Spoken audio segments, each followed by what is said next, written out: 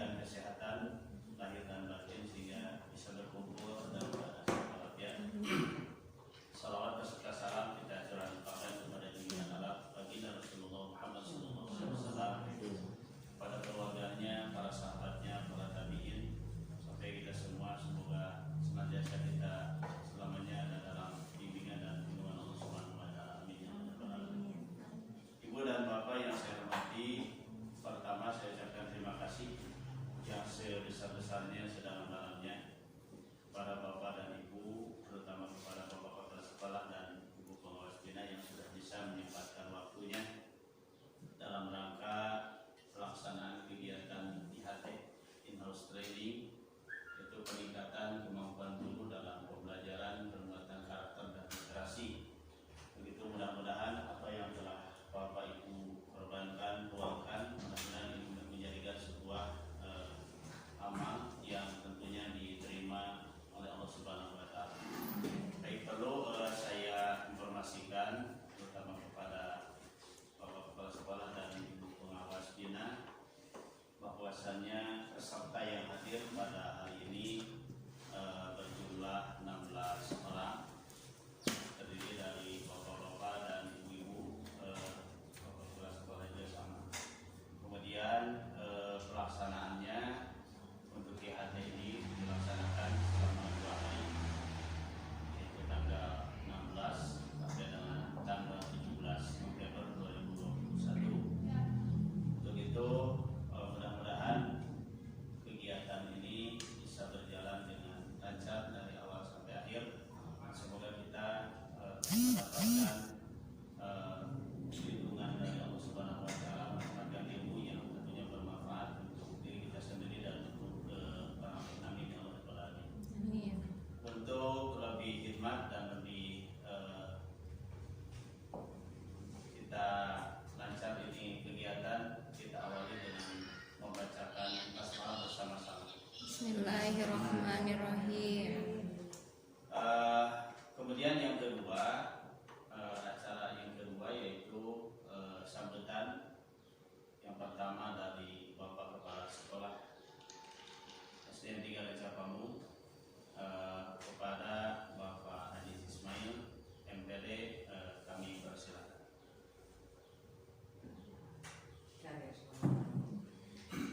Bismillahirrahmanirrahim. Assalamualaikum warahmatullahi wabarakatuh. Waalaikumsalam warahmatullahi wabarakatuh.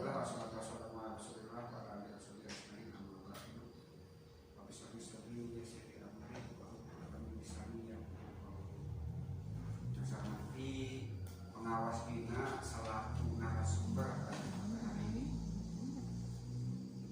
kapasitasnya sebagai narasumber, jadi ibu narasumber. Sebenarnya istilah baru itu ibu narasumber pada kegiatan in-house training, panitia kegiatan IHT serta peserta IHT yang bakalan bisa bersyukur pada Allah SWT yang pada kesempatan ini memberikan kesempatan kepada kita untuk hadir di kesempatan ini untuk melaksanakan kegiatan in-house training. Salam dan salam semoga tercurah dari malam kepada Nabi Muhammad keluarganya, sahabatnya, sampai kita semua mudah-mudahan mendapat syafaat dari ini. Kepada ibu sekalian, pada hari ini sekarang dengan kegiatan yang dilaksanakan oleh panitia IHT dalam rangka rencana proyek kepemimpinan on the job training calon kepala sekolah, ini mengambil tema peningkatan kemampuan guru dalam pembelajaran penguatan karakter dan literasi. Ini tentu tidak asal ngambil judul, tetapi punya dasar. Dasarnya apa?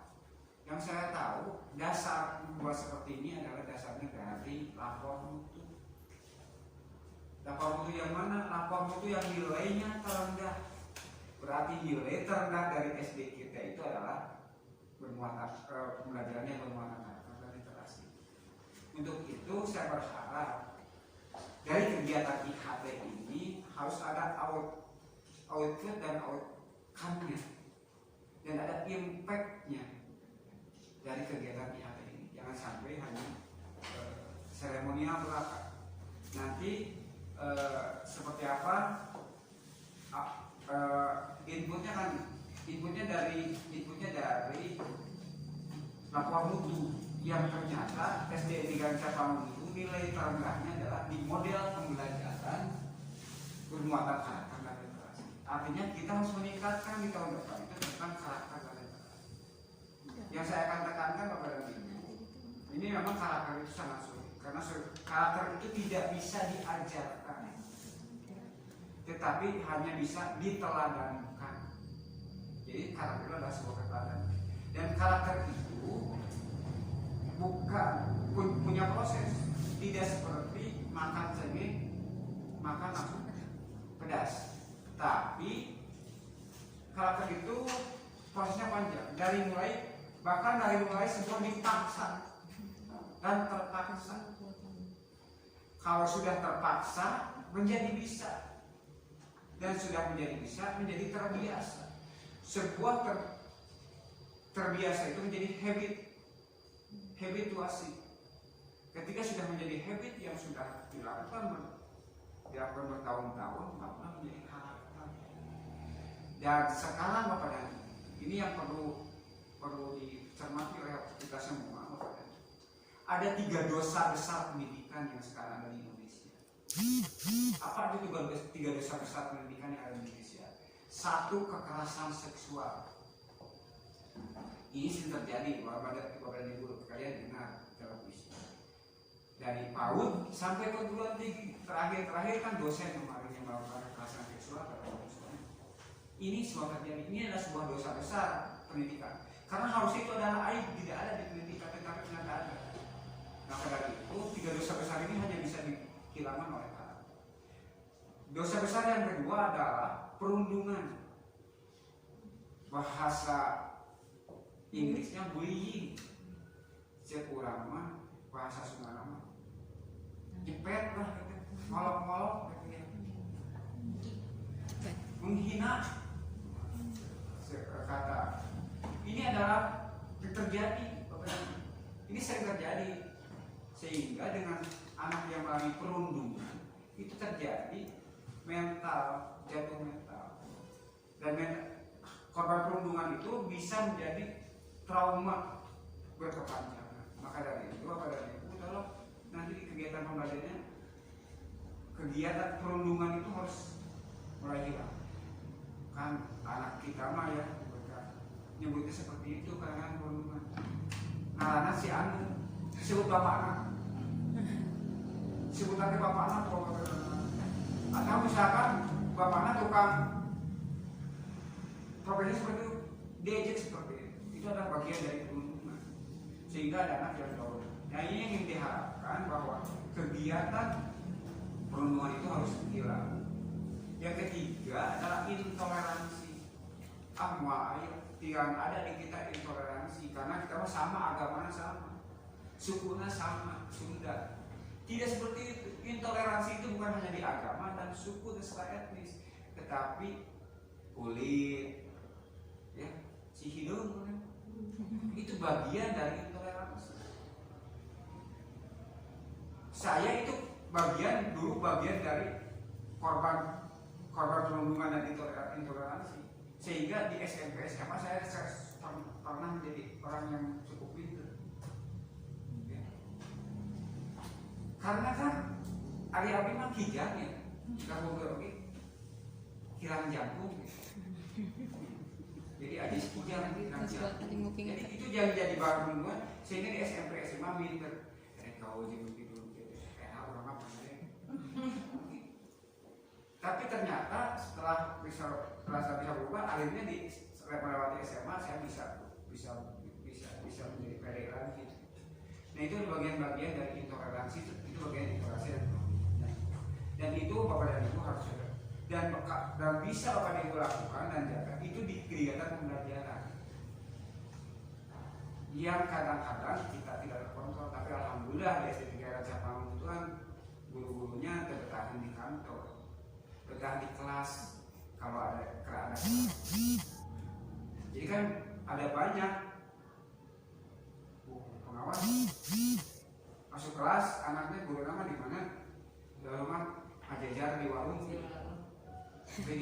dan beliau tidak dan sama tidak mau kalau orang ngajar mah ngajar di kelas. Nah itu kalau tidak ada guru, nah pasti anaknya seperti itu kejadiannya. Nah ini yang saya berharap nanti setelah kegiatan ini kita kembangkan nilai-nilai baik, praktek-praktek baik. Apalagi sekarang masa pandemi, gitu ya. Masa pandemi ini Bapak dan Ibu, ini banyak peluang-peluang kita yang harus kita sisihkan waktunya. Anak belajar daring. Sekarang juga masih PTM terbatas. Ada yang daring, ada yang PTM. Kegiatan-kegiatan di luar itu yang justru merusak kita itu sebetulnya jadi pendidikan itu sebenarnya sekolah itu jadi tukang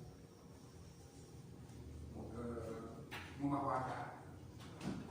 Di kotoran anak masyarakat, di kotoran anak tontonan televisi, sinetron, misalnya bullying banyak di jendela SMP, sinetron jendela SMP itu bullying terjadi, perundungan di sana terjadi, ditonton oleh anak-anak dan dipraktekkan di sekolah.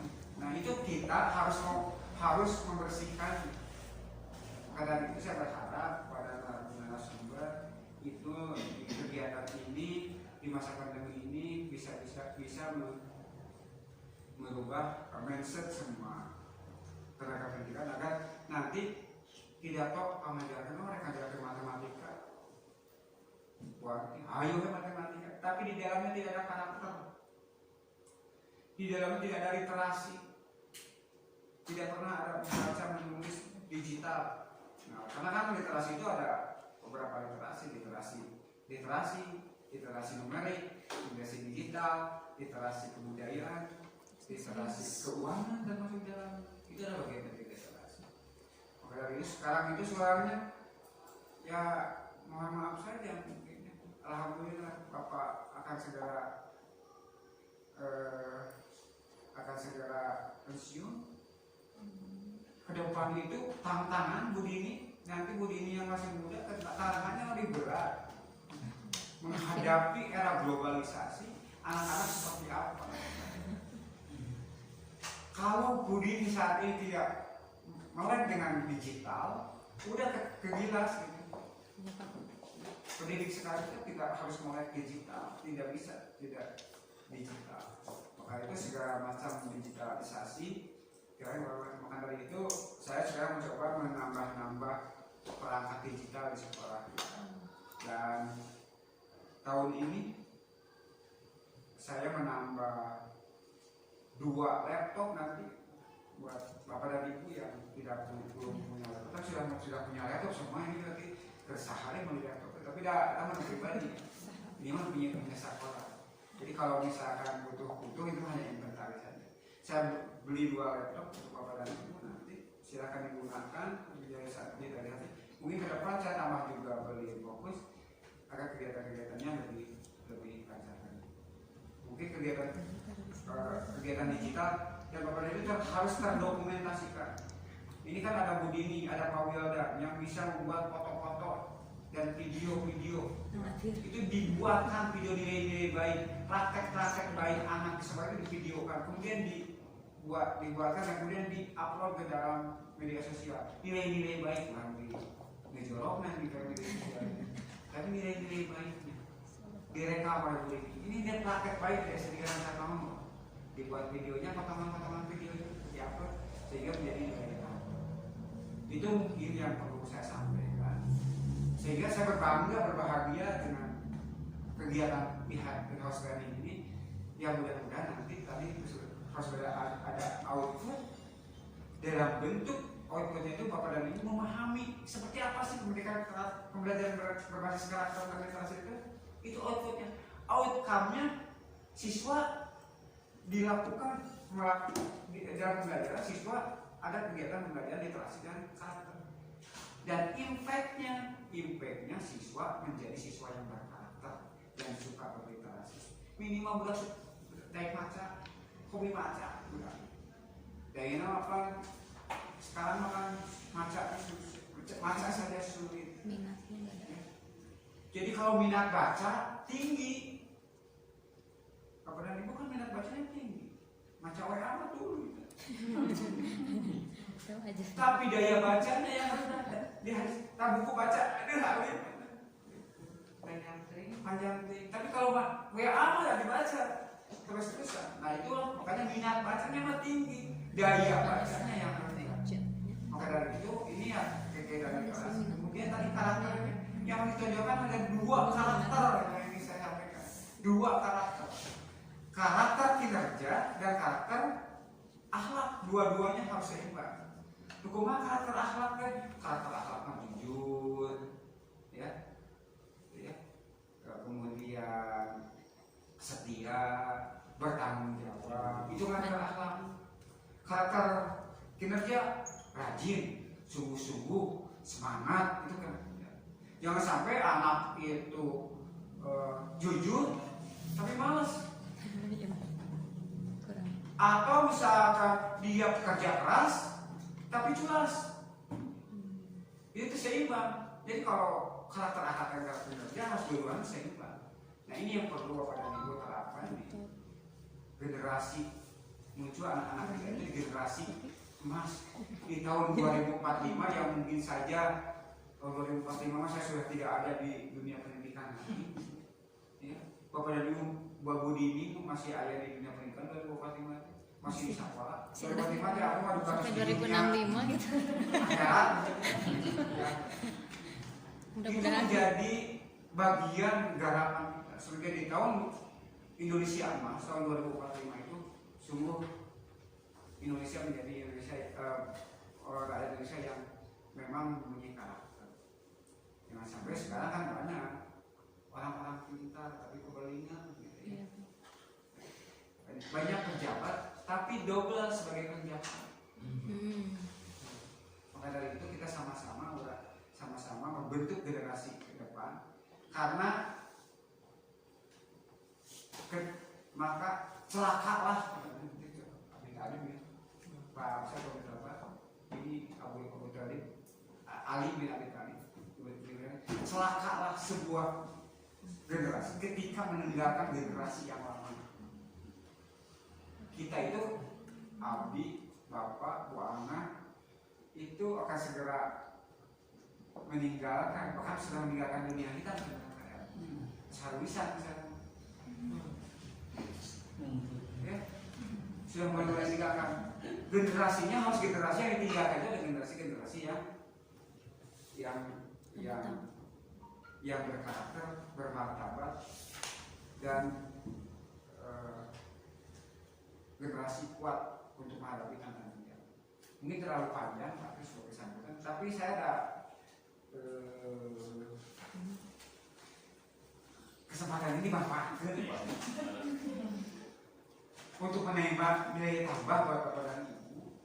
Sebetulnya kalau Abi ngobrol ya Pak, kita jam sore bawa kamari Abi di baca kemarin dari Dago itu saya dihadirkan perwakilan dari Bandung Barat, satu-satunya dari Bandung Barat yang dihadirkan satu Indonesia. Dan ketika saya hadir, saya minder. Itu yang jadi peserta biasanya guru-guru. Ini yang datangnya ada profesor, doktor. Wah. Dari lembaga bahasa, dari lembaga PMK. Saya tidak namun sempat minder gitu. Oh, dengan peserta anak itu seperti ini. Kalau di dongeng itu cerita kemarin, saya sempat upload di Facebook ceritanya. Bahkan yang sempat aneh saya gini, saya dapat surat undangan untuk kegiatan diskusi, bukan bintek. Jadi kalau bintek mah biasa kita mendengarkan. Di sana ada diskusi, curah pendapat. Kemudian diskusi kelompok terpumpun di nasional. Diskusi kelompok terpumpun, saya terpumpun ini tipe ya Bu. Salah ketik itu ya, Kemendikbud, mana salah Kemendikbud, salah ketik Kemendikbud. Ya, terpumpun. Bisa wae kan dina keyboard U jeung I kan ya. Ya, bisa wae. Kita datang ke itu. Benar, terpumpun kan mah salah. Tipe teknik global batin gitu ya. Salah ketik itu global batin. Akhirnya saya buka di KBBI. Ternyata betul terpumpun itu adalah bahasa Indonesia. Bukan terpimpin. Terpimpin dan terpumpun itu adalah sebuah kata yang berbeda. Kalau terpimpin itu dipimpin, Kalau terkumpul itu terpusat.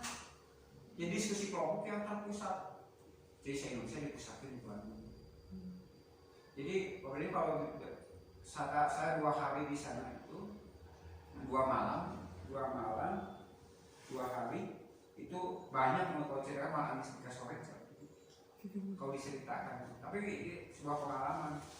Jadi kalau bapak dan ibu punya kesempatan ikut seperti itu, ikuti kalau ada undangan itu, karena nambah ilmu, ya. Nambah ilmu, nambah pengalaman, nambah saudara, nambah silaturahmi. Itu saja Pak Asep ya sebagai kayaknya ini banyak kok ceritakan itu, tapi ya kita dibatasi oleh waktu. Mudah-mudahan nanti lebih detailnya oleh narasumber saja ya. Dan secara resmi e-house training ini saya buka.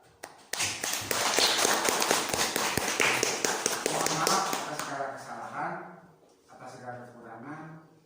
Wabillahi hidayah. Wassalamualaikum warahmatullahi wabarakatuh. Waalaikumsalam warahmatullahi wabarakatuh. Terima kasih kepada